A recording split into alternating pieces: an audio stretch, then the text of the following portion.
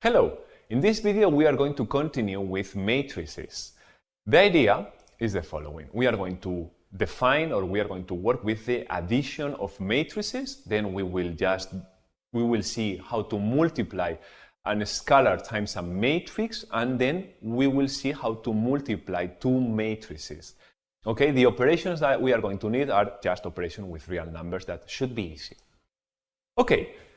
Let's recall what is a matrix of order m times n. This is a matrix, it's just some numbers arranged in rows and columns. The subindex, let me just recall, 1, 1 means that we are in the first row, first column. The order is always the same. The first number is the row and the second number is the column. For example, in this case, A12 means that this is the element in the first row, second column. Okay, so this is the general way we write matrices.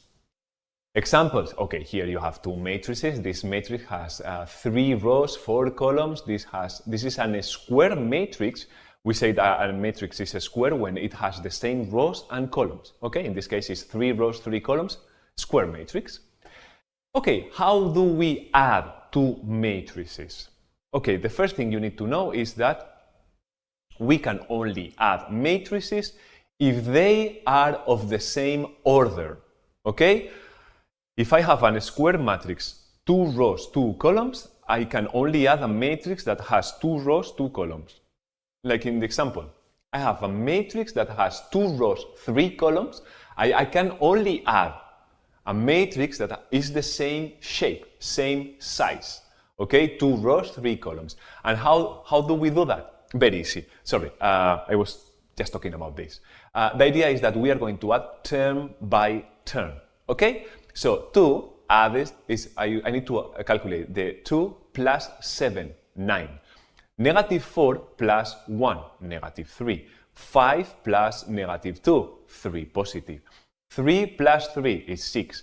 0 plus 3 is 3, and 1 plus negative 1 is 0. So term by term.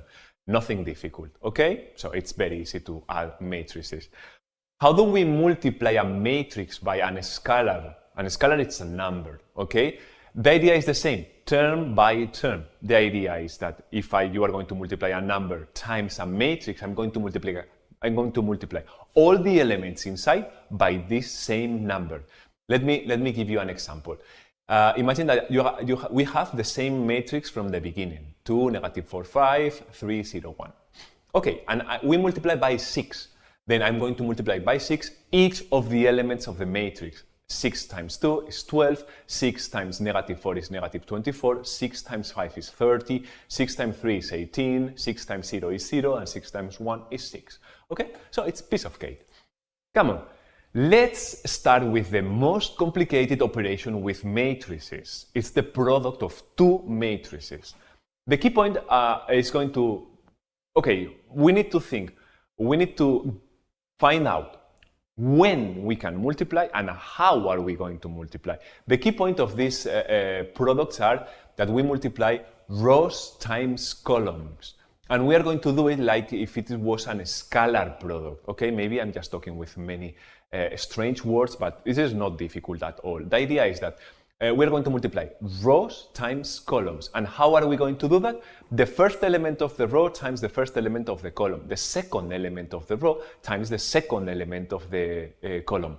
And you keep going until the last element of the row times the last element of the column. And we add all of them. Okay, the idea is that you are going to find a number after that. Okay, again, rows times column, the first with the first, plus the second with the second, plus the third with the third, plus the last with the last. Okay, we will see an example. Okay, matrix operations. First things, let me go back 1 second. We are going to multiply these two matrices. Let me, I'm going to say it later. These two matrices can be calculated. This product can be calculated. How do I know? Okay, this matrix has 2 rows, 3 columns. This one has 3 rows, 2 columns. Okay, so the number of columns in the first matrix should match the number of rows in the second matrix. I mean, This is 2 times 3, this is 3 times 2. So if the number of columns of the first matrix is the same as the number of rows in the second column, we can just multiply. And the solution, by the way, is going to be the rows of the first matrix and the columns of the final matrix. So it's going to be 2 times 2. Okay?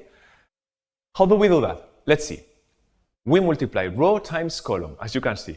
1, 3, 4 multiplied by 3, 4, negative 1. How do we do that? Okay, 1 times 3 here, 3 times 4 here, 4 times negative 1 here, and we add all the numbers. Come on, next one.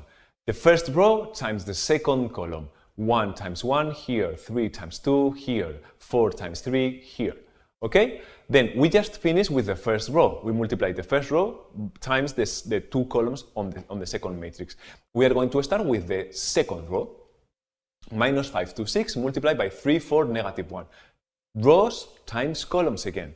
So negative 5 times 3 here, 2 times 4 here, 6 times negative 1 here. And then, since I have finished with the second row, first column, second row, second column, and it's here. Negative 5 times 1 is here, 2 times 2 is here, 6 times 3 is here. And then you just only need to multiply the numbers to obtain 11, 19, minus 13, and 17. Okay?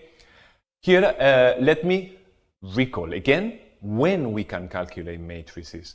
Look, this matrix, as I told you before, is 2 times 3. This is 3 times 2. If these two numbers match, I can calculate the product.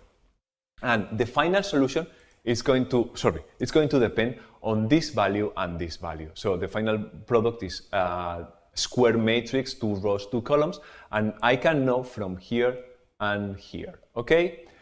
So, in general, in order to multiply two matrices, these two numbers must match, and the solution are the external values, m and p.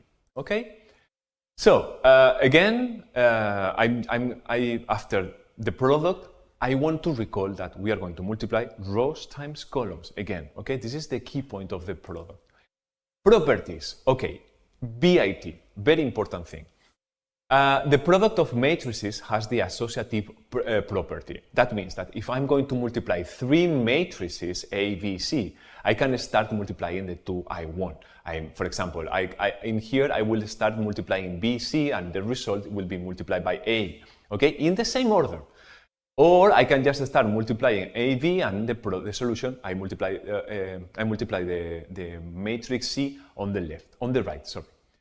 Identity matrix, as I told you, identity matrix is the one in the product of matrices. I can multiply identity matrix times A or A times identity matrix. I'm going to obtain A without any problem, okay? The distributive property over matrix addition. This property has the following structure. If I'm multiplying a matrix A times B plus C, that means that I need to multiply A times B, A times C. The order is very important. Why it's important? Because product of matrices don't have the commutative property. That means A times B is not B times A. So when, for example, in the previous property, if I just say that AB plus C, A times B plus C, it's BA CA, I'm doing something wrong, okay? I cannot flip the order. It's exactly the same here. I cannot just calculate C times B, okay? It's B times C. If you change the order, 2 options. The result is not going to be the same, or worse, it cannot be calculated, okay? So be careful with that. The product of 2 matrices don't have the commutative property. That is very important to remember. Okay guys, so what have we seen here? We just recall the addition of matrices. We saw how to multiply a matrix times a scalar number, and we also recall the multiplication of matrices. I hope this is helpful for you guys, and thank you for your attention.